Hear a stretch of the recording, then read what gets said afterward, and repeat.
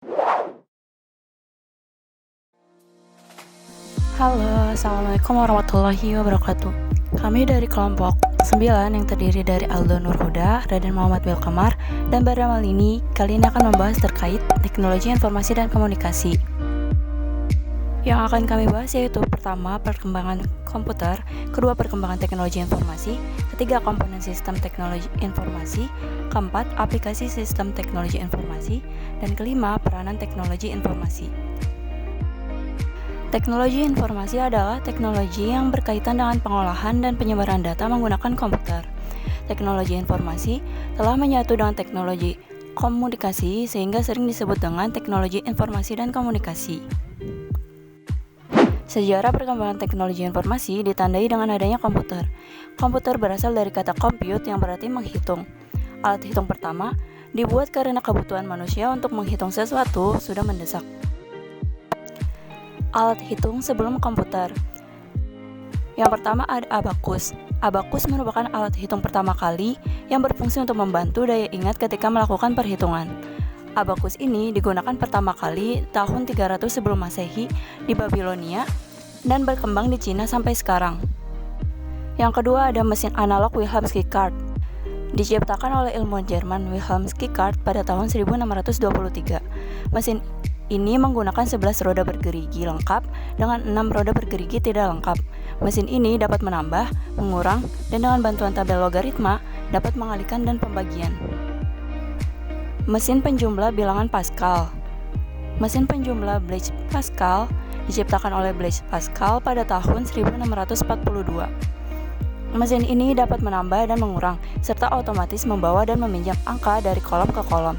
Mesin ini disempurnakan lagi oleh Gottfried Leibniz, yaitu seorang matematikawan Jerman, dan mesin ini ditambah gerigi khusus untuk dapat melakukan perkalian. Lalu ada difference engine Charles Babbage, diciptakan oleh Charles Babbage yang dirancang pada awal 1820-an.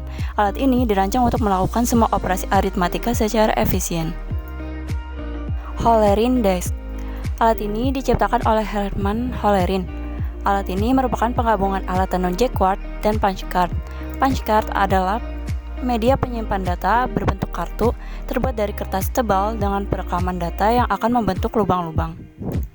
Tabulator Hollerith digunakan untuk sensus Amerika Serikat tahun 1890. Yang terakhir ada komputer elektromekanik pertama. Diciptakan oleh Howard Aiken pada tahun 1944 dengan nama Mark I. Dalam mesinnya menggunakan tabung vakum dan transistor untuk memanipulasi angka-angka biner. Cara kerja komputernya yaitu komputernya harus membaca program instruksi dari punch card yang disimpan jauh dari komputer. Selanjutnya yang akan kita bahas adalah mengenai generasi komputer. Komputer generasi pertama pada tahun 1944 sampai 1958 dikenal dengan nama tabung vakum. Seperti inilah gambaran mengenai tabung vakum. Generasi pertama ini sering disebut juga dengan masa komputer dinosaurus. Pada pertengahan 1945, John von Neumann mendesain EDVAC atau Electronic Discrete Variable Automatic Computer dengan sebuah memori untuk menyimpan program ataupun data. Kunci utama von Neumann adalah unit pemrosesan sentral atau yang dikenal dengan nama CPU. Tahun 1951, UNIVAC 1 dibuat oleh Remington Rand yang menjadi komputer komersial pertama yang memanfaatkan desain von Neumann. Selanjutnya adalah komputer generasi kedua pada tahun 1958 sampai dengan 1966 atau yang lebih sering dikenal dengan nama transistor. Transistor adalah alat yang terbuat dari bahan semikonduktor yang berfungsi menguatkan sinyal elektronik. Ditemukan pada tahun 1947 dan transistor ini lebih unggul dibandingkan dengan tabung vakum karena memungkinkan komputer lebih kecil, lebih cepat, lebih murah, dan juga lebih hemat energi. Komputer ini masih bergantung pada punch card untuk input dan cetakan untuk output. Komputer generasi kedua pindah dari angka biner ke bahasa rakitan yang memungkinkan untuk menyusun kata-kata. Komputer generasi ketiga pada tahun 1966 sampai 1972. Integrated Circuits atau komputer generasi ketiga ini adalah pengembangan sirkuit terpadu. Transistor yang diminiaturkan dan diletakkan pada chip silikon yang berbahan semikonduktor yang secara drastis meningkatkan kecepatan dan efisiensi komputer. Chip adalah sekeping kecil bahan semikonduktor tempat menanamkan IC. Komputer generasi ketiga ini beralih dari punch card dan printout ke monitor dan keyboard. Selanjutnya, komputer generasi keempat pada tahun 1972 sampai dengan sekarang, atau dikenal dengan nama mikroprosesor. Komputer generasi keempat ini atau mikroprosesor mengendalikan hampir semua peralatan digital dari jam, radio, sampai full injection untuk mobil. Komputer generasi keempat ini menggunakan mikroprosesor yang lebih kecil dan tentunya lebih cepat. Selanjutnya, komputer generasi kelima atau generasi sekarang dan lebih dikenal dengan nama Artificial Intelligence. Komputer generasi kelima ini berorientasi pada kecerdasan buatan. Kecerdasan buatan adalah cabang ilmu komputer yang berusaha membuat komputer berperilaku seperti manusia. Contoh dari Artificial Intelligence itu sendiri seperti games, expert system, neural networks, dan robotika. Selanjutnya ada materi aplikasi teknologi informasi. Aplikasi teknologi informasi dibagi menjadi dua kelompok. Yang pertama ada kelompok aplikasi dan yang kedua ada kelompok produk. Kelompok aplikasi terdiri dari 3 macam, yaitu yang pertama internet. Internet merupakan aplikasi teknologi informasi yang sangat luas pemanfaatannya dalam kehidupan modern. Internet pada saat ini dijaga oleh perjanjian bilateral atau multilateral dan spesifikasi teknikal atau biasa disebut dengan protokol yang menerangkan tentang perpindahan data antar rangkaian.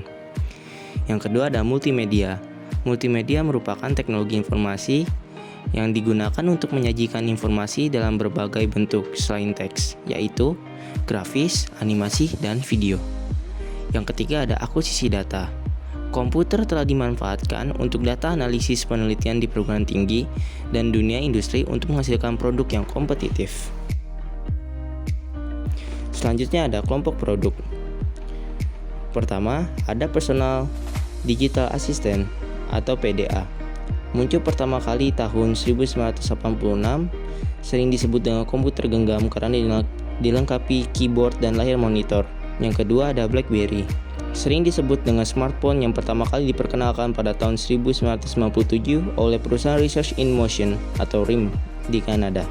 Yang ketiga ada iPhone. iPhone adalah telepon genggam yang memiliki fitur kamera, multimedia player, SMS, dan voicemail.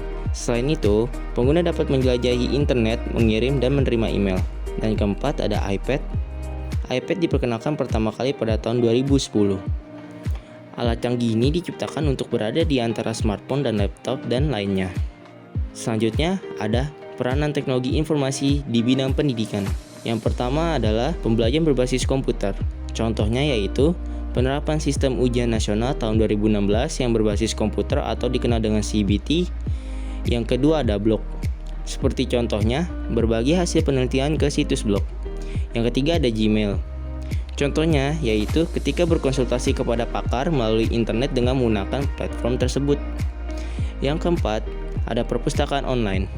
Contoh perpustakaan online yaitu web yang menyediakan segala jenis buku sebagai sumber pengetahuan melalui web. Yang kelima ada e-learning. Contohnya ketika kita bisa mengakses materi yang diberikan pengajar dimanapun dan kapanpun. Yang keenam ada diskusi online. Diskusi online contohnya seperti situs kaskus.com, yaitu kita bisa berdiskusi dengan teman mengenai segala sesuatu secara online tanpa harus bertatap muka secara langsung.